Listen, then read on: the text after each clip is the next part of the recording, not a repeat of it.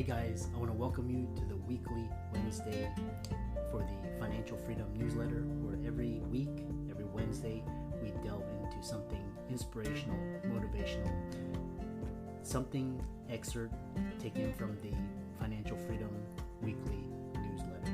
Wherever you are, if you're listening on Spotify, on iTunes, Google, be sure to click the like, subscribe, share, comment. And without ado, let's get into the show. Hey guys, welcome everybody to this week's podcast episode for the Financial Freedom Podcast. And I'm your host, Dr. Christopher Liu. As you know, I scour the globe, look for entrepreneurs, influencers, thought leaders on the cutting edge, making a dent in today's world. And I'm happy to introduce Alesia Galati, and she's a agency owner and podcast strategist. And so I talk about time, financial, location, health freedom. Alesia's agencies launched 15 podcasts, produces 20 plus shows. She works with business owners who want to use their podcast to grow their audience, can land speaking gigs, new clients, etc. So with that, it's going to be a great conversation, and I'm really excited. So Alesia, welcome. Yes, thank you so much for having me. I am very excited to talk all things podcasting. I get so excited talking about podcasting. Yeah, and podcasting is like the undiscovered territory. It's like still nascent. And tell us more about your story, how you got started, and what you do. Yeah, so I've been in the online business space for quite a while. I want to say 7, 8 years now at this point. So it's been a minute that I've been in the online space.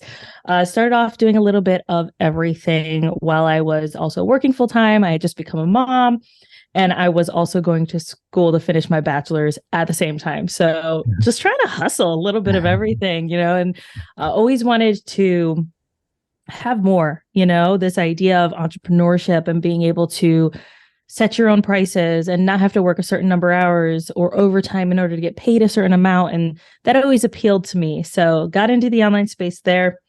And then in 2015, discovered podcasts and was like, oh my goodness, this is incredible. I love listening to them.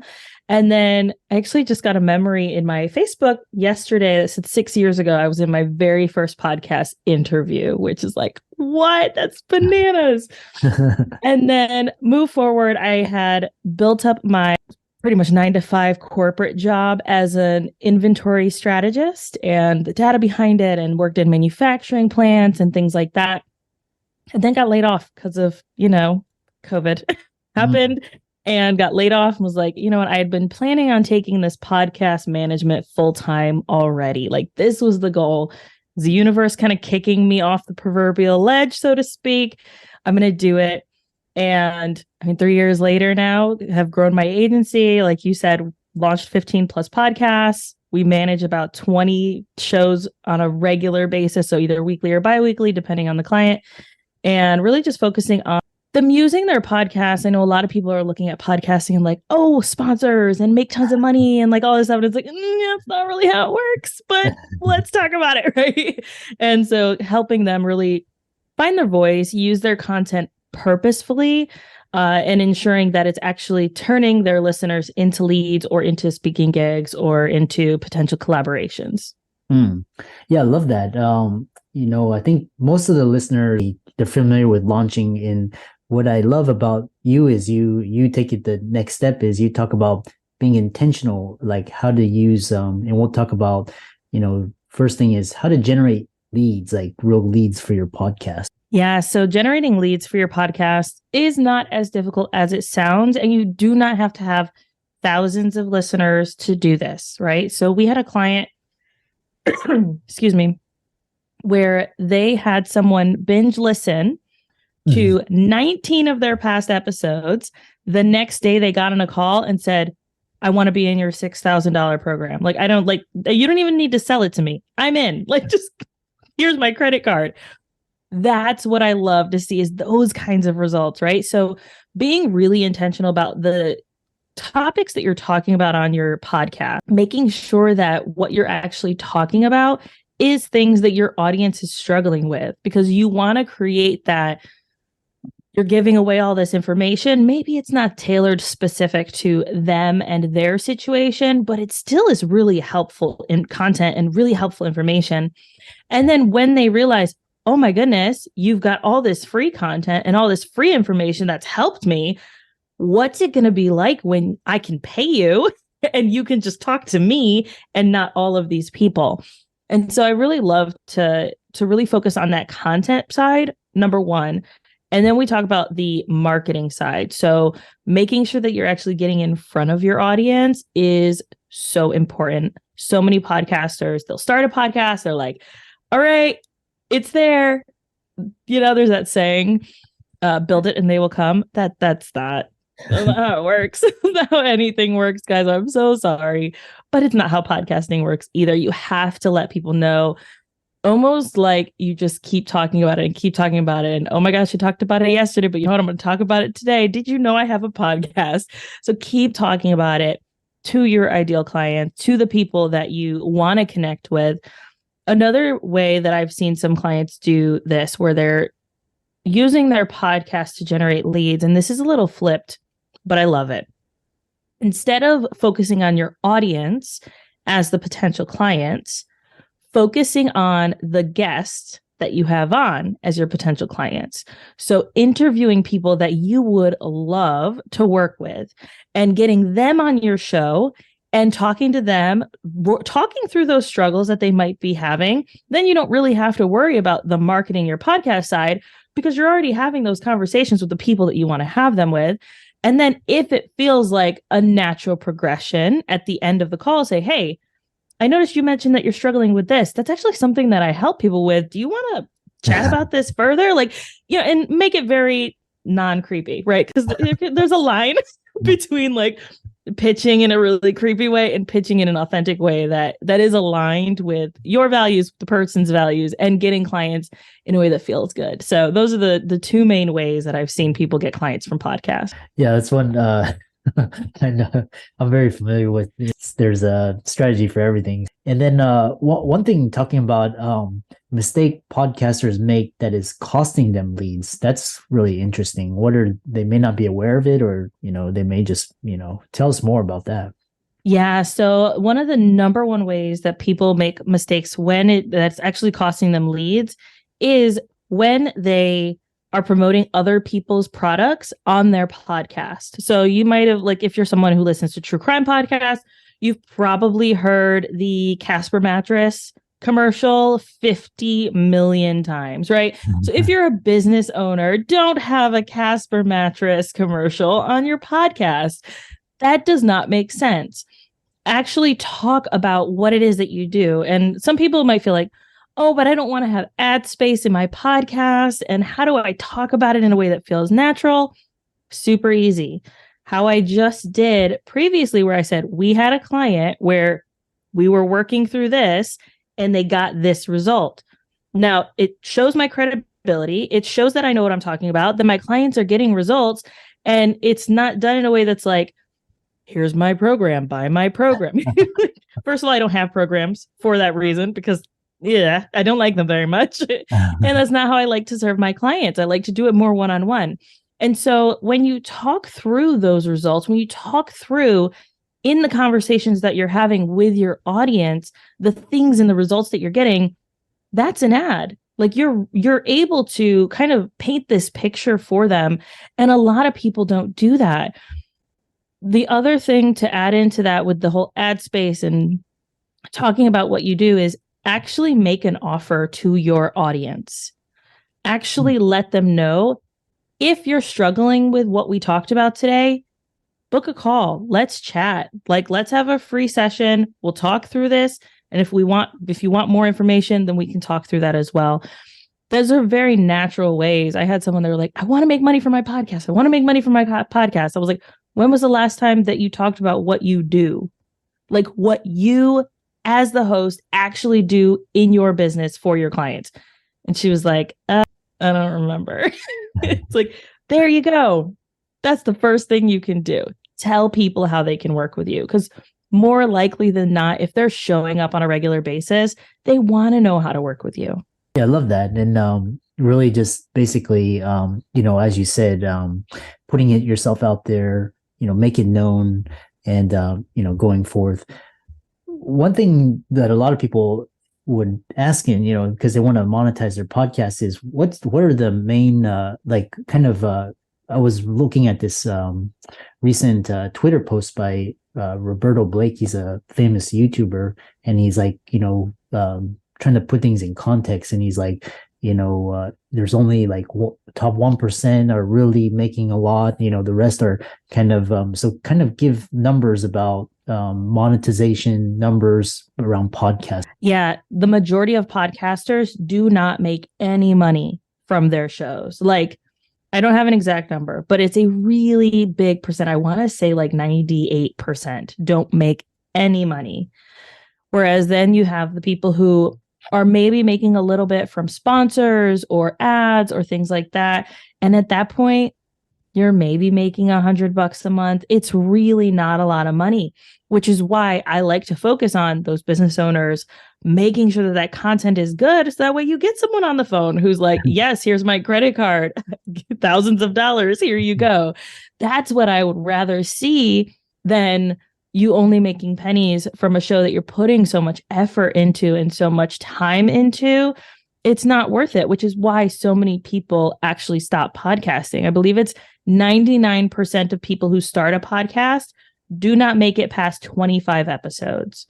So if you make it past 25 episodes, you're already in the top 1% of people who have made it to that far. And also like creating benchmarks for podcasting that actually make sense for you. So if you're someone who's like, look, I want to create a podcast about my business, or I want to create a podcast about whatever, then creating benchmarks like, all right, I made it past 10 episodes, celebration time.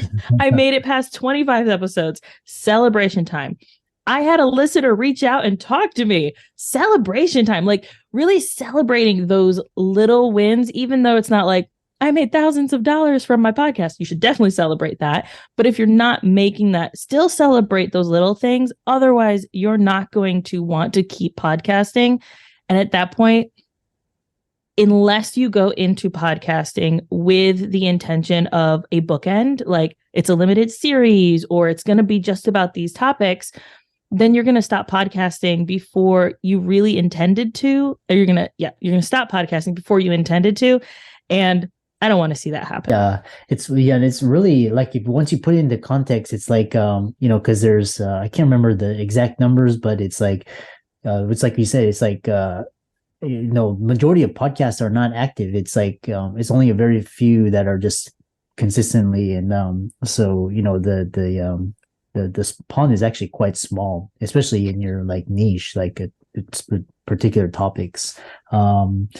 What one thing is what makes a good quality podcast? What are some elements or traits that you're seeing? Yeah. So right now, as we're going into 2020, quality is more important than ever. It can't be a indie style, slap it up there and let's hope for the best kind of attitude. Like you really can't go into podcasting that way.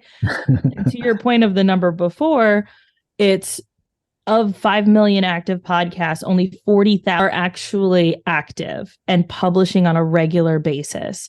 So when you keep that in mind, knowing that people have millions of other podcasts that they could be listening to, or even thousands if they're only listening to active podcasts, then keep in mind, what can you do to set yourself apart? So if someone is deciding between two podcasts, yours being one of them, and the audio quality on one is subpar, and the audio quality on yours is good, and the content is good, they're going to choose your podcast to listen to regularly. So that quality piece of making sure the audio quality is good and also making sure the content is good. I read a post recently, I want to say it was on entrepreneur.com or something like that, where they were saying that thought leaders do tend to listen to podcasts, and the majority of them are saying that nothing that's said is new or groundbreaking, that they'll actually stop listening to the podcast because there's this promise of, wow, I'm a thought leader and there's this information and it's going to be great. And then they get on there and they're like, I could get this anywhere. Like, this is not new stuff.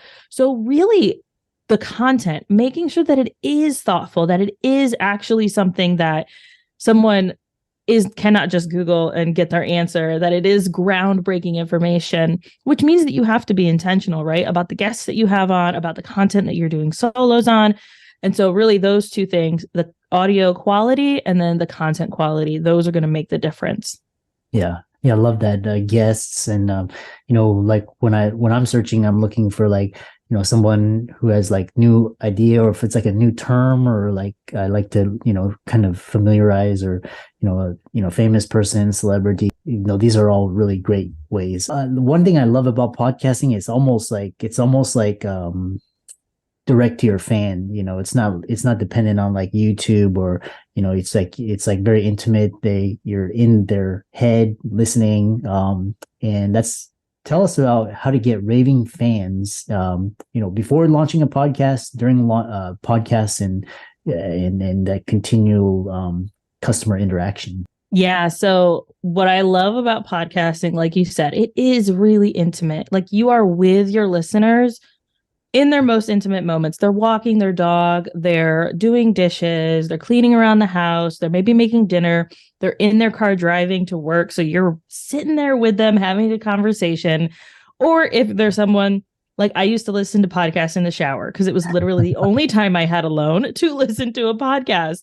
And especially listening to true crime, like, I have little kids. I can't have that blasting through the house, So like, that was the only time. So literally my most intimate moments, that someone is there in my ears, and it creates what I like to call the celebrity effect. And I've seen this happen where, people will go to a conference and they'll hear a podcaster's voice and they'll say, "Are you so-and-so?" And they're like, yeah, I am. That's weird that you know me. And they're like, "Oh my gosh, I listened to your podcast." And they almost fangirl over these people, which is, I love it. It's so incredible. But it creates that celebrity effect. So in order to create that celebrity effect, before you launch your podcast, so let's talk before and then during and then after. Before, actually tell people that you are launching a podcast. I don't know how many times I have seen someone say, "Something new is coming. Just tell us." Tell us you're launching a podcast. We want to know.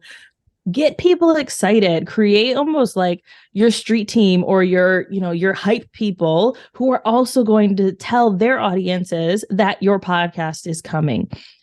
Take time and effort up front. Now, you'll see programs and things out there that say, launch a podcast in 24 hours, launch a podcast in 2 weeks, launch a podcast in 30 days. I actually do not recommend doing any of those things.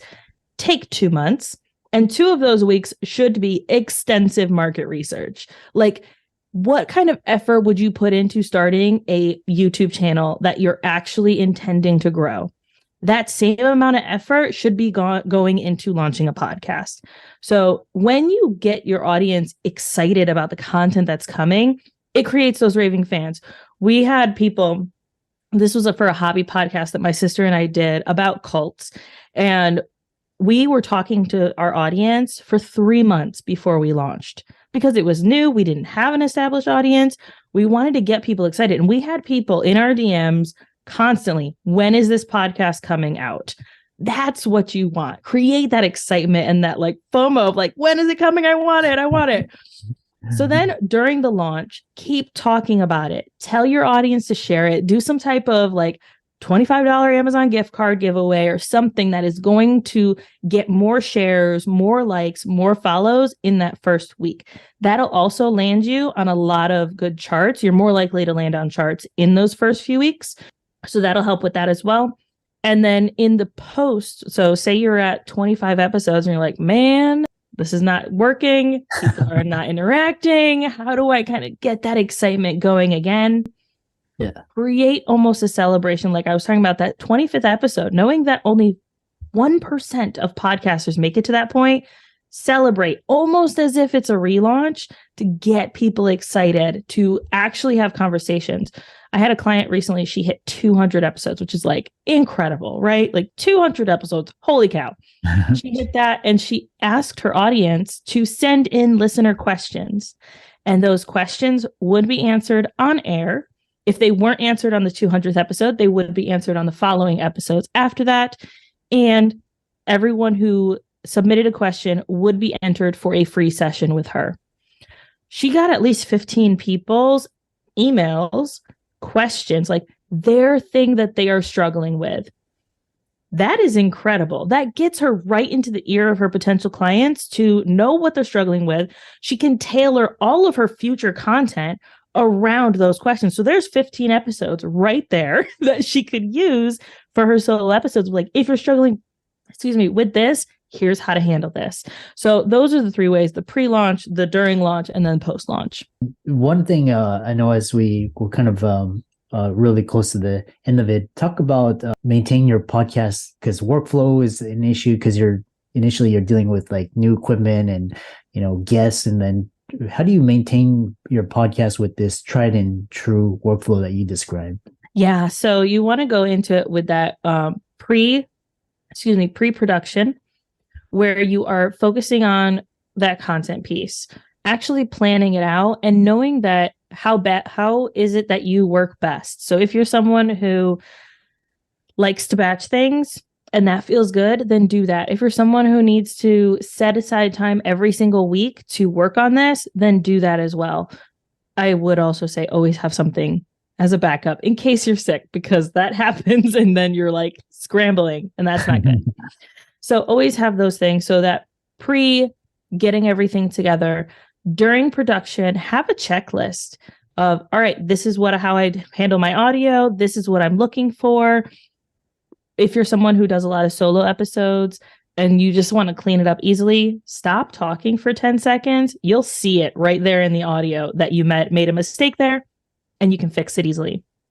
Then knowing, what graphics do I need to create? Create templates. Don't reinvent the wheel with this, guys. Like, keep it super simple. Create those graphics and then get those scheduled in some type of social media scheduler. Those 4 things, and then rinse and repeat. Literally, it does not have to be super complicated. You don't have to create new things every time. Like, we have templates for everything. So between show notes, the copy that we put on social media is almost the same every time. We just switch it out based on the bullet points of that guest that time. So making sure that you have those templates is definitely going to help you. That way you're not working more and more and more for a podcast that's most likely not going to make you a lot of money. Yeah. And then speak to starting an agency and speak to that, and transitioning from, kind of a podcaster into, more of a business owner. Yeah. So this has been really interesting. Most people in the online space, they look at agency almost bad.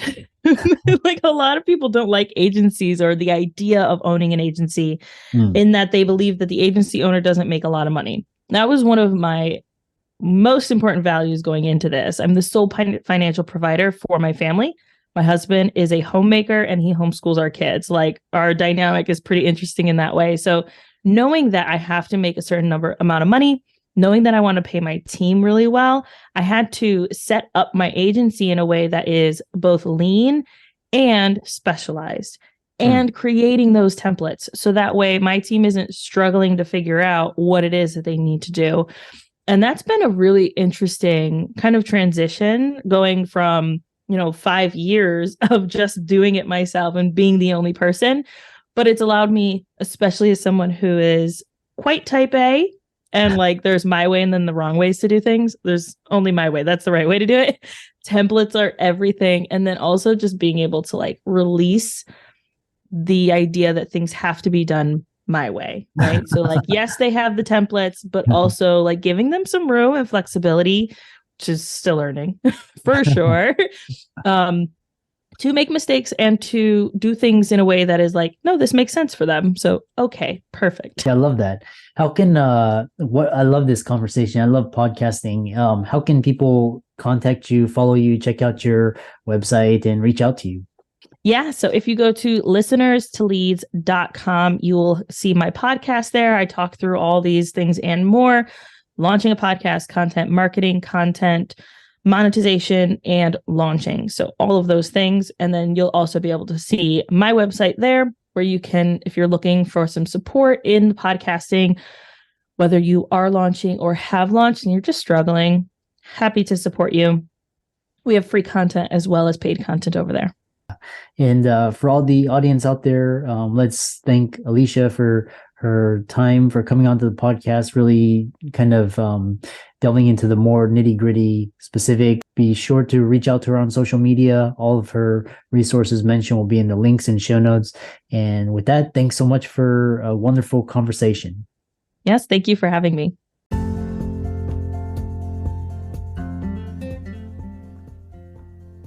hope you really enjoyed that wonderful, inspirational, motivational piece. Again, wherever you are listening, if you liked it, be sure to like, comment, share, subscribe. We're on everywhere: Spotify, iTunes, Google, Amazon, Audible. And without much ado, be sure to thank this show's sponsors, and we'll see you next week.